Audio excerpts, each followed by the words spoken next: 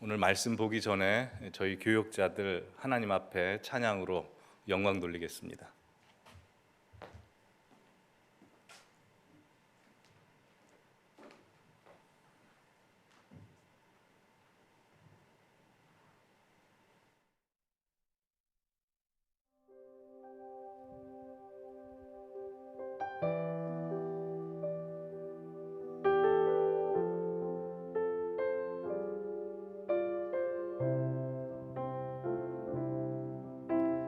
말씀 앞에서 경외함으로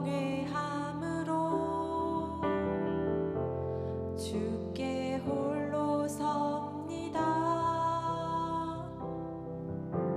생명의 말씀 읽고 순종해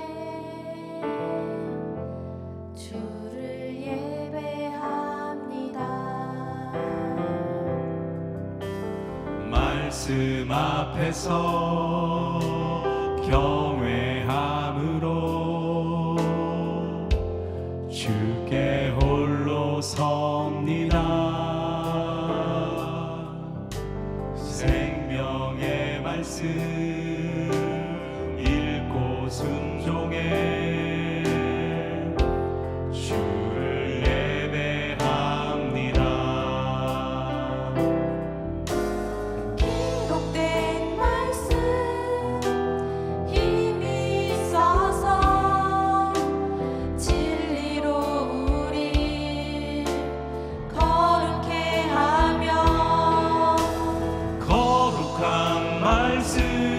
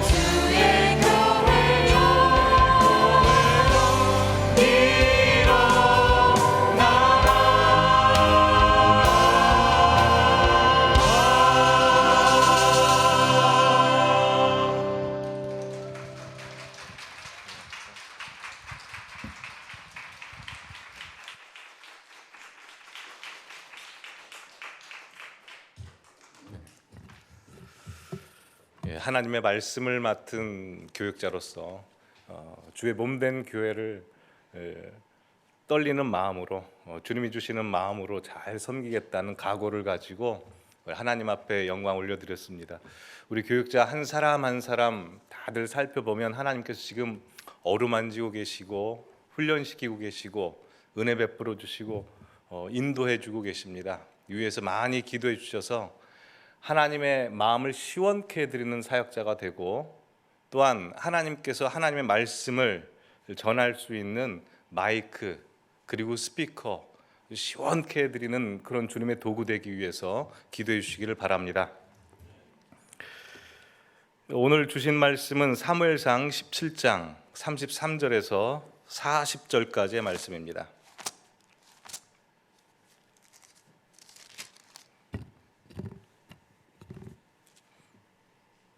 33절부터 40절까지의 말씀 우리 한 목소리로 봉독하시겠습니다. 사울이 다윗에게 이르되 내가 가서 저 블레셋 사람과 싸울 수 없으리니 너는 소년이요 그는 어려서부터 용사임이니라. 다윗이 사울에게 말하되 주의 종이 아버지의 영을 지킬 때에 사자나 곰이 와서 양떼에서 새끼를 물어가면 내가 따라가서 그것을 치고 그 입에서 새끼를 건져내었고, 그것이 일어나 나를 해하고자 하면 내가 그 수염을 잡고 그것을 쳐 죽였나이다. 주의 종이 사자와 곰도 쳤은즉 살아계시는 하나님의 군대를 모욕한 이 할례 받지 않은 블레셋 사람이리까. 그가 짐승의 하나와 같이 되리이다. 또 다윗이 이르되 여호와께서 나를 사자의 발톱과 곰의 발톱에서 건져내셨은즉 나를 이 블레셋 사람의 손에서도 건져내시리이다. 사울이 다윗에게 이르되 가라, 여호와께서 너와 함께 계시기를 원하노라. 이에 사울이 자기 군복을 다윗에게 입히고 노투구를 그의 머리에 씌우고 또 그에게 갑옷을 입히매 다윗이 칼을 군복 위에 차고는 익숙하지 못하므로 시험적으로 걸어보다가 사울에게 말하되 익숙하지 못하니 이것을 입고 가지 못하겠나이다 하고 곧 벗고 손에 막대기를 가지고 시내에서 매끄러운 돌 5을 골라서 자기 복자의 제9 곧 주머니에 넣고 손에 물매를 가지고 블레셋 사람에게로 나아가니라. 아멘. 오늘 말씀은 위기에서 기회로, 위기를 기회로라는 제목으로 하나님의 말씀을 나누도록 하겠습니다. 세상에는 위기나 문제나 어려움을 기회로 바꾸는 사람들의 이야기가 얼마든지 있습니다. 한 2가지만 예로 들어보죠. 1980년 뉴욕 브루클린 지역에 윌리엄 레바인이라는 사람이 정육점을 운영했습니다. 그가 정육점을 운영할 때 그 브루클린 지역이 우범지대였기 때문에 한 달에 4차례나 강도를 만납니다. 그래서 막대한 재산상의 피해를 입죠. 그래서 인생의 큰 위기에 직면한 윌리엄 레반이라는 사람은 이제 자신의 생명과 사업과 그리고 재산을 보호하고 지켜내기 위해서 뭔가 대책을 간구해야만 했습니다. 그래서 그는 고심 끝에 생각해낸 것이 방탄조끼를 만들어서 그 조끼를 입고 일하는 것입니다. 그는 생각만 한 것이 아니라 그의 계획을 실행에 옮깁니다. 그래서 수많은 연구 끝에 안전한 방탄조끼를 만들고 그것을 입고 일합니다. 그러자 놀라운 일이 벌어집니다. 원래 그 브루클린 지역이 우범지대라서 주변에 있는 마켓이나 레스토랑이나 그런 상가에 자주 강도들이 출몰했는데 방탄조끼를 입고 일하기 시작한 윌리엄 레바인의 정육점만큼은 그때부터 강도가 들지 않은 겁니다. 그래서 이 사실이 주변 인근뿐만 아니라 미국 전역에 퍼지게 되고 수많은 사람들이 레바인에게 방탄조끼를 구하기 시작합니다. 그래서 레바인은 정육점에서 고기도 팔고 정육점에서 방탄조끼도 만들어 팝니다. 나중에는 방탄조끼를 구하는 주문이 쇄도하게 되자 아예 정육점을 정리해버리고 방탄조끼 제작 회사를 만듭니다. 그 회사가 바디 아머 인터내셔널이라는 회사입니다. 그 회사는 크게 성장하고 지금은 전 세계적으로 40개 지부를 둔 글로벌 대기업이 됐습니다. 정육점 주인에서 방탄조끼 회사 회장이 된 이 윌리엄 레바인은 회장으로 취임했을 때 이렇게 이야기했다고 합니다. 제가 만약 과거에 강도를 4번 만나지 않았더라면 저는 여전히 정육점에서 칼을 들고 고기를 썰고 있을 것입니다. 그러니 과거에 강도를 4번 만난 내 인생의 큰 위기는 오히려 내 인생의 가장 큰 기회였습니다. 예, 그렇죠. 윌리엄 레바인은 자신에게 당면한 위기를 오히려 기회로 바꿨습니다. 또 한 사람 예로 들겠습니다. 1950년대 살았던 프랭크 맥나마라는 분인데요. 이분도 기업을 운영했습니다. 자신의 사업에 도움을 준 주요 고객들에게 감사를 표현하기 위해서 레스토랑에서 파티를 배설합니다. 파티를 잘 진행하고 이제 그 비용을 지불해야 되는데 앞불싸 현금이 든 지갑을 집에다 놓고 온 겁니다. 어떻게 합니까? 그 자신이 감사를 표현하기 위해서 초청한 그 주요 고객들이 한두 푼 모아가지고 값을 대신 지불한 겁니다. 그러니 얼마나 죄송하고 민망하고 민폐입니까?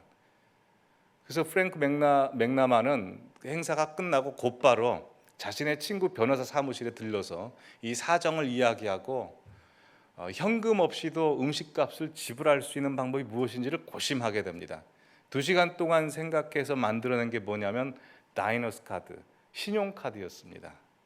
여러분 그렇습니다. 우리 인생에 위기와 어려움이 닥치는 것이 사실이지만 오히려 그것이 기회로 바뀌어질 수 있습니다. 근데 중요한 것은 기회가 우리 인생에 찾아올 때 나 기회입니다. 나를 잡아야 됩니다. 나 붙잡지 않으면 후회할 겁니다. 라고 모두가 아는 얼굴로 우리에게 찾아오지 않는다는 겁니다. 언제나 기회는 위기라는 가면을 쓰고 찾아옵니다. 그래서 위기를 말 그대로 풀어보면 위험한 기회라고 하지 않습니까? 그래서 대부분은 가면 뒤에 숨겨져 있는 기회는 못 보고 가면 앞에 있는 위기만 보고 두려워서 그걸 잡지를 못합니다. 오늘 본문에 나오는 이스라엘 백성들이 그리합니다. 이미 지난 시간 다들 살펴보셨다시피 이스라엘 백성들은 골리앗이라는 큰 문제 앞에 섭니다. 골리앗이라는 문제는 그들에게 위기인 것입니다. 객관적인 사실로 그들의 큰 문제였습니다. 골리앗 크기의 문제라고 하는 것은 너무나 크고 능력이 있어서 내 능력과 내 힘으로 해결할 수 없는 문제, 또한 그래서 내 머릿속에서 떠나지 않은 문제 뿐만 아니라 그 문제가 나에게 실제로 다가오고 있는 내 문제라는 겁니다. 그러나 다윗에게 있어서는 골리앗 크기의 문제는 위기가 아니고 오히려 기회였습니다. 다들 아시다시피 하나님께서는 사울 왕을 폐위시키시고 다윗을 이스라엘의 새로운 왕으로 등극시키시기 위하여 오히려 이 골리앗의 위기를 통해서 온 이스라엘 백성들에게 다윗이 주목을 받는 사건으로 기회로 만드시는 것입니다. 우리 성도님들의 인생도 마찬가지입니다. 날마다 우리는 골리앗 앞에 섭니다. 그 골리앗의 문제는 우리를 불안하게 하고 떨게 하고 도망가게 합니다. 그러나 우리가 기억해야 되는 것은 골리앗의 문제가 문제인 것은 사실이고 위기인 것은 사실이지만 로마서 8장 28절에 있다시피 하나님을 사랑하는 자 아무나 아닙니다. 하나님의 뜻대로 부르심을 입은 모든 사람들은 합력하여 선을 이룬다라고 되어 있듯이 하나님의 손바닥 안에 있는 우리 성도님들의 인생에 당면한 모든 문제들은 그 어떤 문제들이라도 하나님 뜻 안에서 기회로 바뀔 수 있다는 겁니다. 내 앞에 놓여 있는 경제 문제, 내 질병의 문제, 관계 문제, 가정 문제, 우리 교회 문제, 모든 것들은 하나님 손에서 기회로 바뀌어질 수 있습니다. 마치 소년 다윗 앞에 골리앗은 기회였듯이 우리에게 해결해야 될 문제는 하나님 손 안에서 오히려 내가 하나님 앞에 믿음이 도약되는 기회요, 보이지 않았던 것을 한 번에 깨달을 수 있게 해주는 해안이 열리는 기회요, 또한 내가 길이 막혔는 줄 알았는데 다른 길을 여시는 하나님의 놀라운 축복의 기회라는 것입니다. 그러기에 골리앗의 문제는 우리가 해결할 수 없지만 하나님이 우리 아버지시고 우리의 구원자이시기 때문에 반드시 해결될 줄 믿습니다. 골리앗의 문제는 해결됩니다. 근데 문제는 그 골리앗의 문제, 위기가 다가왔을 때 그것을 우리가 기회로 볼 수 있는 눈이 있느냐? 기회로 볼 수 있는 눈이 있으면 다윗이고요, 기회로 볼 수 있는 눈이 없으면 이스라엘 백성들이 되는 겁니다. 그래서 오늘 본문을 통해서 우리에게 당면한 모든 문제들, 위기들이 어떻게 기회로 바뀌어질 수 있는지 오늘 말씀을 통해서 한번 살펴보도록 하겠습니다. 첫 번째로 우리에게 당면한 위기를 절대 두려워하지 말아야 됩니다. 당연한 이야기죠. 여러분, 우리는 매일 골리앗을 마주섭니다. 근데 골리앗을 두 명과 마주섭니다. 즉, 두 명의 골리앗을 우리는 매일 만납니다. 한 명의 골리앗은 실제 내가 해결해야 되는 문제입니다. 또 하나의 골리앗은 내 안에 있는 그 문제를 바라보는 내 두려움의 골리앗입니다. 자, 우리 앞에 놓인 두 골리앗을 한번 우리 성도님들이 비교해 보시죠. 우리 성도님들의 두 명의 골리앗 중에 누가 더 키가 큽니까? 누가 더 무게가 더 나가고, 누가 더 강력한 갑옷을 입고 있고, 누가 더 긴 창, 날카로운 창을 갖고 있습니까? 저는 비교해 보니까요, 후자더라고요. 내 속에 있는 두려움이라는 골리앗이 너무 크더라고요. 그래서 이 두려움이라는 골리앗을 이겨내지 못하면 실제 내가 맞닥뜨려야 되는 실제 문제 앞에서 서지 못하는 겁니다. 여러분, 하나님 믿는 사람이라고 해서 두려워하지 않습니까? 아니죠. 하나님 믿는 사람일수록 더 두려워합니다.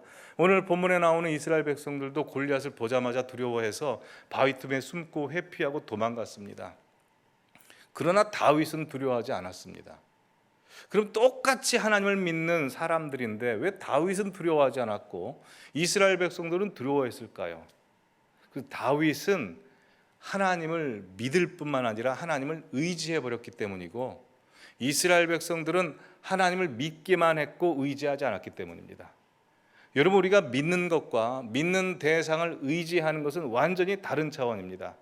이스라엘 백성들은 하나님을 믿기만 하고 하나님을 전적으로 의지하지 않았기 때문에 그 안에 있는 두려움이라는 골리앗을 이겨낼 수 없어서 실제 골리앗 앞에 서지를 못합니다.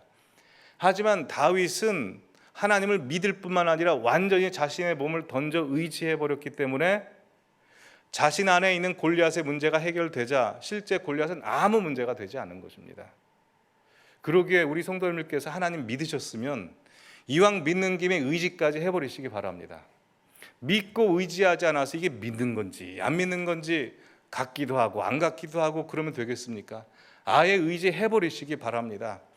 여러분, 인류 역사상 가장 강력한 무기는 핵무기라고 하죠. 하지만 인류가 처음부터 시작해서 마지막 날까지 가장 강력한 무기는 두려움이라는 무기입니다.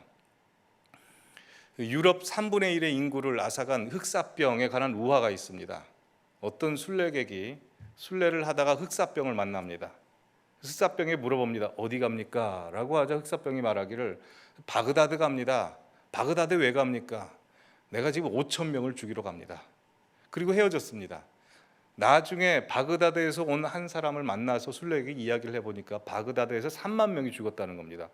아니 5천 명 죽인다고 했는데 나중에 흑사병을 만나서 서로 대화를 합니다. 아니 당신은 5천 명 죽인다고 했는데 왜 3만 명을 죽였습니까? 라고 하자 흑사병이 이렇게 말합니다.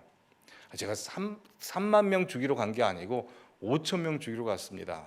근데 5천 명 죽이러 갔는데 사람들이 이미 두려워서 2만 5천 명이 더 죽었습니다. 이게 우화인데요, 우리에게 주는 교훈이 있습니다. 여러분, 우리는요 실제 문제 앞에서 실제 문제가 우리를 죽이지 못합니다. 두려움이라는 문제가 우리를 죽인다는 겁니다. 오늘 본문에 다윗이 그 두려움을 극복하자 너는 칼과 창과 단창으로 오거니와 나는 만군의 여호와의 이름으로 나간다 라고 하지 않았습니까? 천하의 다윗이 여호와의 이름으로 모든 두려움을 극복해내는데요, 이런 다윗이 4장만 뒤로 넘겨보십시오. 사무엘상 28장 18절에 보면 그가 사울에게 쫓김을 당하자 이렇게 고백합니다. 사무엘상 21장 8절입니다. 다윗이 아히멜렉에게 이르되 여기 당신의 수중에 창이나 칼이 없나이까? 왕의 일이 급함으로 내가 내 칼과 무기를 가지지 못하였나이다 라고 해서 아까 분명히 골리앗을 향해서 너는 칼과 창과 단창으로 오지만 나 이거 필요 없어 라고 했던 다윗이 칼과 창을 찾습니다. 9절도 보여주시죠. 제사장이 이르되 내가 엘라 골짜기에서 죽인 블레셋 사람 골리앗의 칼이 보자기에 쌓여 에봇 뒤에 있으니 내가 그것을 가지려거든 가지라. 여기는 그것밖에 다른 것이 없느니라 하는지라. 근데 다윗이 뭐라고 합니까? 그 같은 것이 또 없나니 내게 주소서라고 해서 천하의 다윗이 다시 골리앗의 칼을 달라고 합니다. 여러분, 두려움이라는 게 만만치 않은 게요, 지금 오늘 예배를 통해서 믿음을 얻고 두려움을 해결해 버리면 그걸로 끝나는 게 아니라 내일 아침에 일어나자마자 우리 방문을 두드립니다. 그리고 조금만 열어주면 내 머릿속 안에 들어오고 내 가슴을 차지해서 두려움이 나를 사로잡는 것입니다. 다윗도 그랬습니다. 이렇게 두려움이 많아지니까 골리앗의 칼과 창을 찾습니다. 그 결과가 어떻게 됩니까? 자신의 안심을 확보하게 됩니까? 10절 보여주시면 이렇게 됩니다. 그날에 다윗이 사울을 두려워하여 일어나 도망하여 가드왕 아기스에게로 가니. 오히려 골리앗의 칼이 그로 하여금 두려워해서 어디로 갑니까? 가드왕 아기스로 갑니다. 가드는 어디죠? 이 골리앗이 가드 사람입니다. 자신이 죽인, 자신을 원수로 생각하는 사람의 지역으로 가는 겁니다. 두려움이 자기를 엄습해 버리니까 오판하게 돼 버리는 거죠. 그래서 결국 어떻게 됩니까? 13절 보여주시면, 12절인가요? 예, 다윗이 이 말을 그 마음에 두고 가드왕 아기스를 심히 두려워하여, 이렇게 돼서 두려움이 도미노 현상을 일어나게 됩니다. 이 두려움이라는 문제가 이렇게 강력합니다. 나이가 들수록 두려워지고 신앙이 좋아질수록 두려움의 무게가 계속해서 커지는 겁니다. 그런데 사도 바울을 통해서 하나님께서 우리에게 이렇게 말씀하셨습니다. 두려움은 하나님이 주신 마음이 아니라고 했습니다. 그럼 두려움은 누가 준 겁니까? 누누이 말씀드렸다시피 사단이 준 겁니다. 왜 사단이 준 겁니까? 사단이 두려움의 원흉이기 때문입니다. 사단은 알고 있습니다. 자기가 곧 지옥불에 떨어진다는 것, 자기의 운명을 알고 있기 때문에 두려움의 원흉이기에 자기 혼자 지옥불에 가지 않고 우리도 끌어가기 위해서 자신의 지옥의 두려움의 씨앗을 심어줍니다. 그럼 우리가 알아서 물 주고 양분 주고 햇빛 내려쬐고 해서 두려움을 산처럼, 큰 나무처럼 키워버리는 것입니다. 그러기 전에 우리가 해야 될 것이 있습니다. 날마다 여호와를 믿는 것을 넘어서 하나님을 의지해 버리시기 바랍니다. 주님이 나의 희망이요 내 소망이요 라고 나아가시기 바랍니다. 사탄 마귀가 아무리 강력해도 예수 그리스도의 이름, 예수 그리스도 보혈의 피, 부활의 능력에는 벌벌 떠는 겁니다. 그러니 다윗이 나는 만군의 여호와의 이름으로 나간다 했듯이 날마다 아침마다 나는 예수 그리스도 이름으로, 보혈로, 부활의 능력으로 나간다라고 선포하시는 우리 성도님들 되시기를 간절히 바랍니다. 그럴 때 우리에게 다가온 위기와 문제가 기회로 보일 것입니다. 두 번째로, 우리 인생의 위기를 기회로 바꾸기 위해서는 우리가 어떻게 해야 될까요? 그것이 기회인지 위기인지 집착하지 말고 오직 여호와의 영광을 위해서, 하나님의 이름을 위해서 사시기 바랍니다. 나에게 당면한 모든 문제가 어떻게 하면 주님께 영광을 올려드릴지만 생각하시기 바랍니다. 사실 오늘 본문에 있는 다윗이 골리앗을 무찌른 사건은 하나님께서 기회를 만드신 것이지 다윗이 이게 내 기회다 라고 해서 자기 스스로 먼저 잡는 게 아닙니다. 다윗은 사실 그것이 기회인지 위기인지 관심도 없었습니다. 다윗의 관심은 오로지 여호와의 이름이었습니다. 26절 말씀 보여주시면, 사무엘상 다윗이 곁에 서 있는 사람에게 말하여 이르되 이 블레셋 사람을 죽여 이스라엘의 치욕을 제거하는 사람에게는 어떠한 대우를 하겠느냐? 이 할례 받지 않은 블레셋 사람이 누구이기에 살아계신 하나님의 군대를 모욕하겠느냐라고 말합니다. 이 말이 무슨 말입니까? 내 아버지를 욕해 나 가만히 안 둔다 이겁니다. 내 형제들을 욕해, 내 가족들을 모욕해 나 가만 안 둔다라고 해서 나가는 겁니다. 그래서 만군의 여호와의 이름으로 나가는 것이죠. 만군의 여호와의 이름을 존귀히 여기면 하나님이 다윗을 어떻게 생각하시겠습니까? 여러분, 다윗이 골리앗 앞에 서는 사건은, 이것은 하나님께서 다윗아 네가 나가야 된다 라고 해서 나가게 된 게 아니고요, 다윗이 먼저 나가버린 겁니다. 하나님이 시켜서 나간 게 아니라 마치 어린아이가 겁도 없이 막 찾기를 헤매서 나가면 부모가 너무 놀래가지고 왜 제가 나가냐 하고 얼른 뛰어가지 않습니까? 다윗과 골리앗의 싸움은 그겁니다. 다윗이 내가 하나님 이름을 위해서 나간다라고 하니까 하나님께서 얼른 뒤쫓아 나가시는 겁니다. 혹시 다치기라도 하면 어떨까 하면서 나가는 것입니다. 그래서 말라기 3장 16절 보여주시면 이렇게 되어 있습니다. 그때 여호와를 경외하는 자들이 피차에 말하매 여호와께서 그것을 분명히 들으시고, 여기서부터 같이 읽겠습니다. 여호와를 경외하는 자와 그 이름을 존중히 여기는 자를 위하여 여호와 앞에 있는 기념책에 기록하셨느니라. 여호와를 경외하는 자, 그 이름을 존중히 여기는 자를 위해서 주님께서 기념책에 기록하셨다라고 되어 있습니다. 오늘 우리가 사무엘상 17장을 보고 있습니다. 우리 전사님들이 함께 찬양 같이 했지만요, 우리 교육부서에서 사무엘상 17장을 제목으로 삼으면 다윗과 뭐라고 하죠? 골리앗이라고 합니다. 근데 그거 아십니까? 오늘 본문에 골리앗이라는 이름은 딱 2번밖에 안 나옵니다. 4절과 23절 딱 2번 나옵니다. 그리고 골리앗이라는 이름이 17장에서 뭐로 변해서 나오냐면 블레셋 사람이라는 이름으로 나오는데 총 18절에 걸쳐서 나오는 겁니다. 반면에 다윗의 이름은 몇 번 나오는지 아십니까? 30번 나옵니다. 이게 괜히 이렇게 되어 있는 게 아닙니다. 이게 별게 아닌 게 아닙니다. 이 말씀을 통해서 하나님께서 주시고자 하는 메시지는 하나님께서 기억하시고 하나님께서 자주 불러주시는 이름이 있는가 하면 하나님께서 신경 쓰시지 않는 이름, 그냥 소중히 여기지 않은 이름도 있다는 겁니다. 출애굽기 보면 모세와 바로가 있습니다. 모세는 사람 이름인 것 다들 아십니다. 바로는 사람 이름 아니죠. 바로는 애굽 왕의 직책 이름입니다. 근데 그 바로의 이름이 람세스 2세인지 람세스 4세인지 성경은 전혀 관심이 없습니다. 예수님의 비유 누가복음 16장 부자와 나사로의 비유는 더 굉장합니다. 거지가 있었습니다. 근데 그 거지 이름을 주님은 아십니다. 나사로. 근데 부자는 관심이 없으십니다. 여러분, 세상의 부자들은 모든 사람들이 그 이름을 압니다. 뭐 일론 머스크나 애플 창업자들, 그리고 우리나라 대기업 회장들은 우리가 이름 다 압니다. 근데 전 세계 사람들이 다 아는 그 이름에 대해서는 예수님께서 부자, 나 그 이름 몰라, 관심 없어 라고 하시고요, 거지가 있었는데 나 그 이름 알아, 나사로야, 난 나사로를 소중히 생각해 라고 하시는 겁니다. 오늘 본문 말씀도 마찬가지입니다. 블레셋 사람 골리앗 뭐야? 별로 중요하지 않아. 다윗, 내가 주목하고 있는 이름이야. 내가 항상 시선을 떼지 않는 이름이야 라고 하는 것입니다. 그러게 우리 성도님들께서도 인생에 당면한 문제와 위기가 있다면 그것이 위기인지 문제인지 라는 것보다 이것을 통해서 하나님의 이름이 영광을 받으실지, 하나님이 높이 이름이 들려주실지를 생각하시길 바랍니다.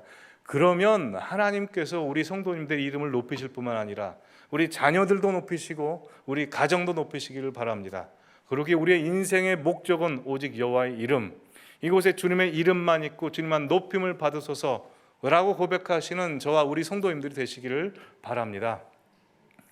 마지막으로 이 다윗과 골리앗의 싸움에서 우리에게 당면한 모든 위기가 기회로 바뀌어지기 위해서 우리가 알아야 되는 것은 항상 방해가 있다는 것을 알고 그 방해를 극복해내야 된다는 겁니다.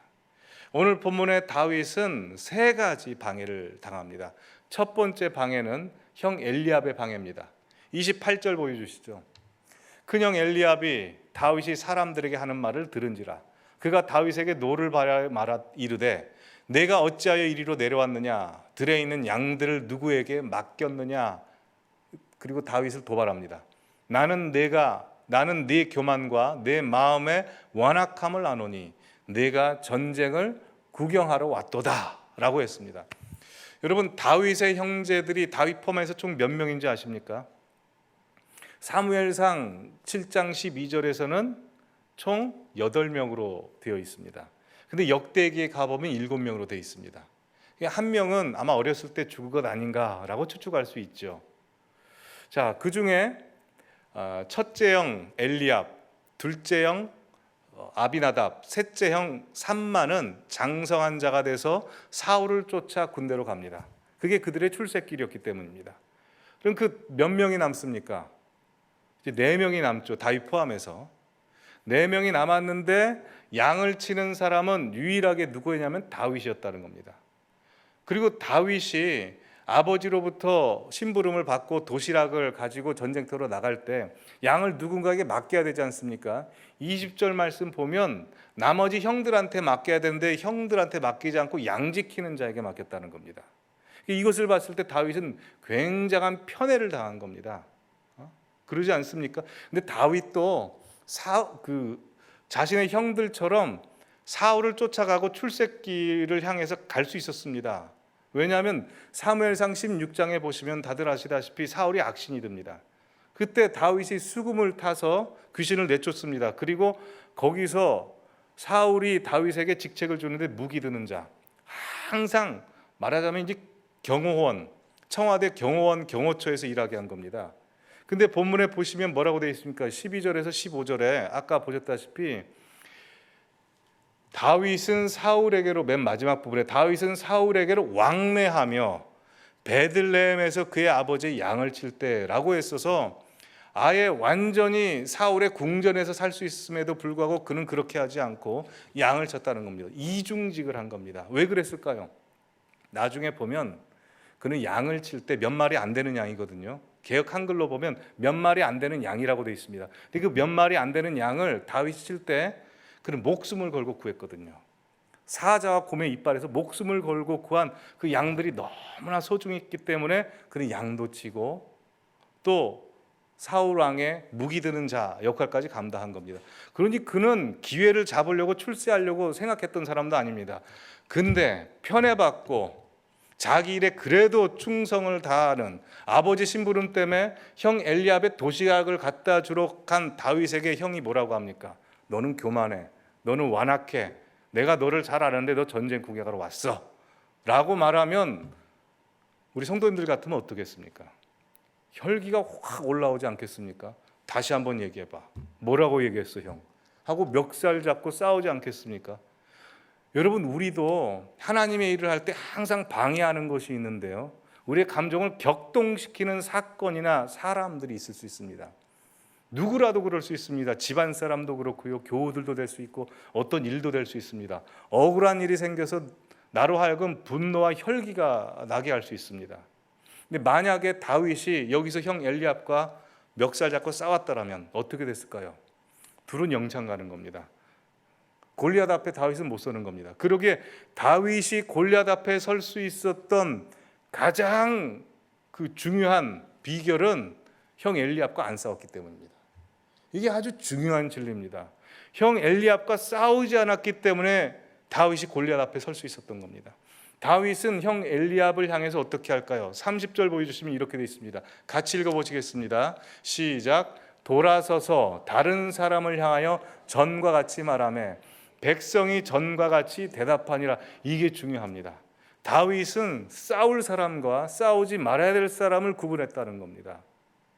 다윗이 만약 싸웠다면 골리앗과 싸울 수 없었겠지만 다윗의 싸움은 골리앗과의 싸움이라는 걸 알았기 때문에 형 엘리압이 뭐라고 하든 그냥 돌아서는 겁니다. 그러기에 우리를 격동시키고 혼란스럽게 하는 그 모든 일에서 돌아서시기 바랍니다. 우리의 싸움은 혈과 육에 대한 것이 아니요 하늘의 영과 악한 영들에 대한 싸움이라고 했습니다. 그러니 전신 갑주를 입으시고 악한 영들과 싸우시기 바랍니다. 혈과 육과 싸우지 마시기 바랍니다. 자, 두 번째, 다윗을 방해했던 것은 사울 왕의 방해입니다. 33절 보여주시겠습니까?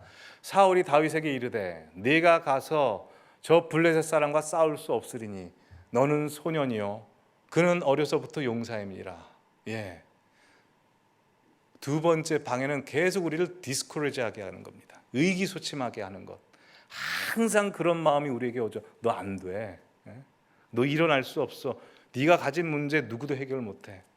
너도 알고 나도 알고 다 보이잖아 라고 해서 우리를 계속 위축하게 만드는 겁니다.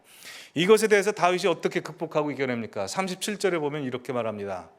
여호와께서 나를 사자의 발톱과 곰의 발톱에서 건져내셨은즉 나를 이 블레셋 사람의 손에서도 건져내시리라. 사울이 다윗에게 이르되 가라, 여호와께서 너와 함께 계시를 원하노라 라고 합니다. 여러분, 여기서 다윗과 사울의 중요한 차이가 있습니다. 사울도 과거에 하나님의 힘을 빌어서 블레셋 사람을 이겼습니다. 13장 14장에 보면 나옵니다. 그런데 사울의 문제는 그의 신앙은 점의 신앙이었습니다. 연결하지를 못하는 겁니다. 과거의 하나님의 역사를 지금 역사하실 하나님의 역사로 선으로 연결하지 못합니다. 그래서 그는 골리앗을 보고 두려워 떠는 겁니다. 지금 이 문제와 예전의 그 문제는 완전 달라. 내가 해결할 수 없어. 점으로 하는 신앙인입니다. 그러나 다윗은 선으로 연결하는 신앙입니다. 과거의 곰에서 사자의 발톱에서 주님께서 나를 이끌어 주셨듯이 그 하나님은 천지를 창조하시고 홍해를 가르신 하나님에게 동일한 하나님이 골리앗도 물리치시리라 라고 해서 연결을 시키는 겁니다. 그 신앙이 좋다 안 좋다는 연결할 수 있느냐 연결하지 못하느냐입니다. 다윗이 뭘로 사울의 말을 격파하며 이겨나갑니까? 사자와 곰의 이빨에서 주님이 나를 구해주셨다라고 해서 증거를 대는 겁니다. 그러기에 과거에 우리 성도님들을 살려내셨고 역사하셨고 붙들어 주셨고 기적을 일으키셨던 그리고 찾아오셔서 말씀하시고 내 마음을 뜨겁게 하셨던 증거를 주신 그 하나님의 증거를 항상 기억하시기를 바랍니다. 증거를 기억하지 못하면 이스라엘 백성들처럼 됩니다. 여러분 이스라엘 백성들이 왜 광야에서 죽었습니까? 물이 없고 옷이 없고 양식이 없어서 죽은 게 아니고요. 그들이 증거를 보지 못해서 죽었습니다. 원망과 불평해서 죽었거든요. 왜 원망과 불평합니까? 불기둥 구름기둥이 앞에 있는데 하나님이 함께 하시다는 증거를 보고도 증거인 줄 몰랐기 때문에 불평과 원망하다 죽은 겁니다.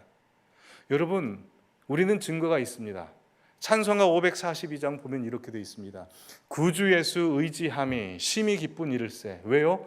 영생 허락 받았으니 의심이 아주 없도다. 왜냐하면 예수 믿는 것은 받은 증거가 많아버리기 때문입니다. 우리 성도님들 예수님 믿으시죠? 그러면 우리가 알든 모르든 이미 받은 증거가 많다는 것을 믿으시기 바랍니다. 혹시 받은 증거를 알지 못하시겠는 분들은 하나님 앞에 기도하십시오. 하나님께서 나를 사랑하시다는 증거, 나를 구원하셨다는 증거, 나와 함께 하시다는 증거, 이 문제 해결하시다는 증거를 보여주십시오 라고 하면 주님께서 기도원처럼 보여주시더라고요. 하나님이 이 문제 해결하신다고 약속하시지 않았습니까? 근데 왜 이렇게 내가 두렵습니까? 하나님이 해결해 주신다는 증거를 보여주십시오 라고 하면 하나님이 여러분의 일상 속에서 기도원처럼 보여주실 줄 믿습니다. 그 증거를 가지고 나아가시기 바랍니다. 세 번째 방해는 교묘한 방해입니다. 어떤 방해냐면요, 38절 39절에 보시면 사울왕이 이렇게 이야기합니다.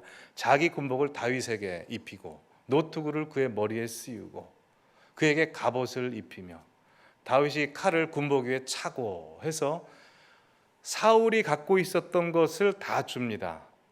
이것은 호의로 하는, 즉 세상 방법으로 골리앗을 물리치라고 하는 시험입니다. 여러분 만약 다윗이 사울의 군복을 입고 사울의 칼을 가지고 나와 싸웠으면 이길 수 있었을까요? 세상 방법 가지고는 싸울 수 없는 겁니다. 다윗은 뭐 가지고 가는 겁니까? 익숙한 것 가지고 갑니다. 물맷돌 가지고 가는 겁니다. 여러분 신앙도 그렇고 우리의 교회도 마찬가지입니다. 다른 교회 성도님들은 이렇고 다른 교회 목사님들은 이렇고 다른 교회는 이렇고 라고 해서 다른 교회를 입히지 마시고 우리 교회는 우리 교회의 옷을 입어야 됩니다.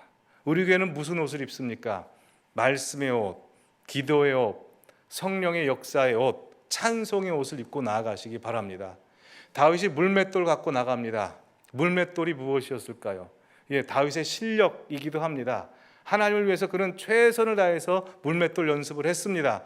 하지만 여기서 중요한 것은요, 물맷돌이라고 하는 것은 다윗이 사자와 곰을 물리칠 때 하나님 앞에 기도한 겁니다. 하나님, 내가 사자와 곰을 무찌르게 해주십시오 해서 물맷돌이라고 하는 것은 다윗이 하나님과 하던 묵상의 결과물이라는 겁니다.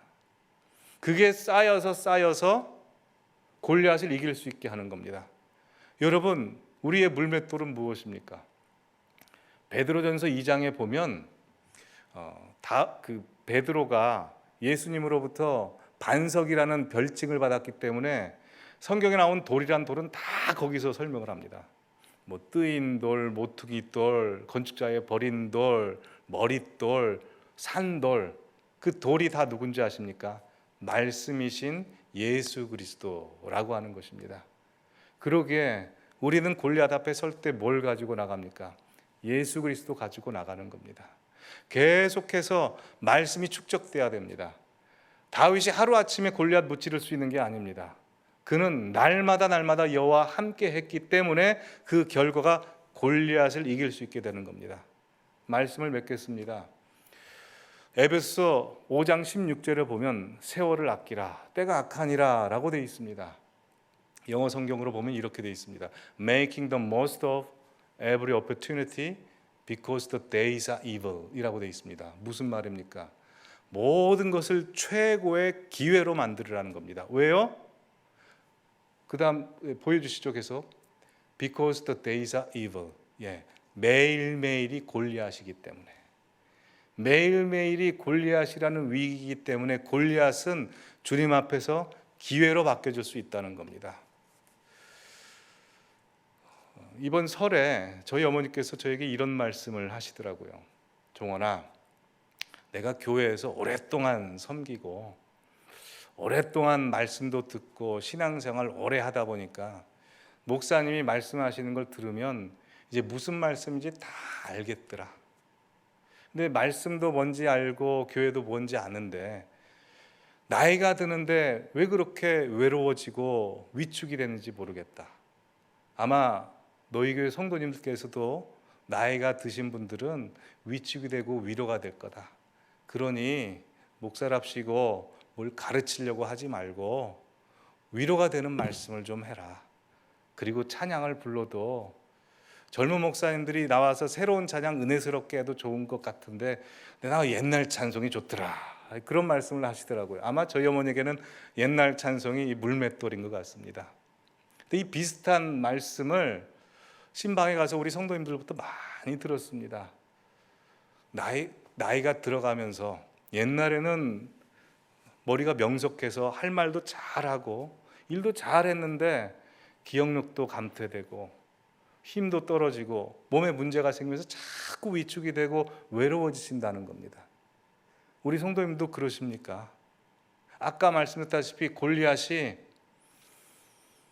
다윗이 골리앗의 문제를 해결했지만 나중에 사울에게 쫓겨서 그가 굉장히 위축되듯이 우리의 삶이 그래지지 않습니까? 그래서 다윗이 이런 고백을 했습니다. 우리 인생은 한날 오늘 피었다가 지는 들풀과 같고 바람이 확 지나가면 자취도 남지 않은 인생, 우리 인생이 그렇다라고 했습니다. 하나님 앞에 여쭤봤습니다. 하나님, 이렇게 믿음도 좋고 신앙생활 잘 하시는 우리 성도님들이 끝까지 나이 들 때까지, 연세 있으실 때까지 더 믿음이 더 공고해지고 더 강력해지면 얼마나 좋습니까? 근데 왜 나이가 들수록 더 위축해지고 더 외로워지고 마음이 쪼그라드는 겁니까? 우리 모두 다 그 길을 가야 되는데 왜 그럴까요? 제 마음속에 든 하나님의 음성은 이것이었습니다. 그러니까 너희는 나 없으면 안 돼. 나 맨날 찾아야 돼. 너희는 나 없이는 살 수 없어. 라는 것이었습니다. 우리가 갈수록 연약해지고 나약해지는 것은 하나님이 계속해서 더 깊이 알게 하시는 겁니다. 하나님 없으면 못 사는 겁니다. 하나님이 은혜 주시지 않으면 한순간도 살 수 없습니다. 라는 것을 우리로 하여금 나이가 들수록 더 알게 하시는 것 같습니다. 요한복음 15장 5절 말씀에 이렇게 되어 있습니다. 너희는 나를 떠나서는 아무것도 할 수 없느니라. 그렇습니다. 날마다 숨쉬는 순간마다 우리는 골리앗과 같은 문제를 만납니다.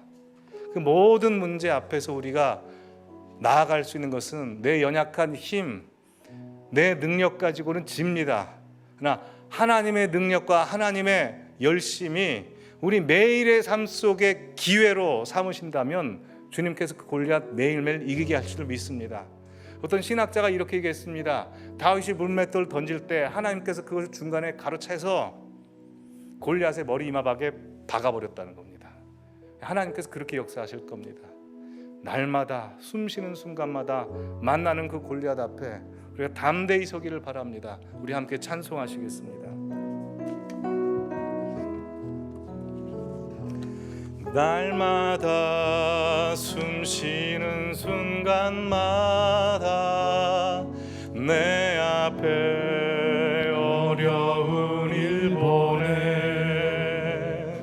주님 앞에 이 몸을 맡길 때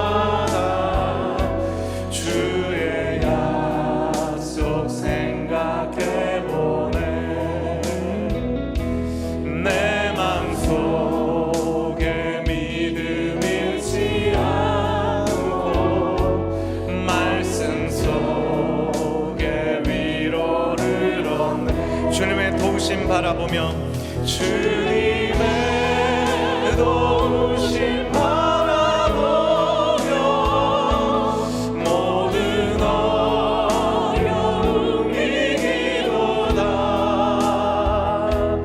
흘러가는 순간순간마다 주님 앞서세. 인생의 어려운 순간마다 3절 인생의 어려운 순간마다 주님 약속 생각해보네. 내 맘속에 이름 잃지 않고 말씀 속에 위로를 얻네. 주님의 도우심 바라보며 모든 어려움 이기도다. 흘러가는 순간순간마다 주님 약속 주님의 그 자비로운 손길